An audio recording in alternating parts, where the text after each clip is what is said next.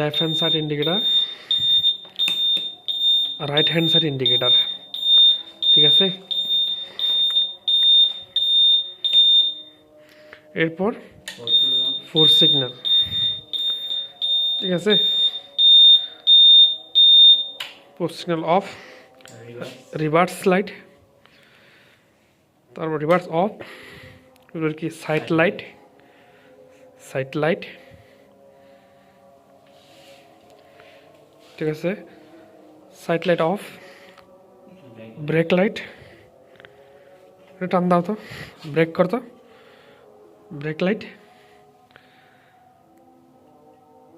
Stop.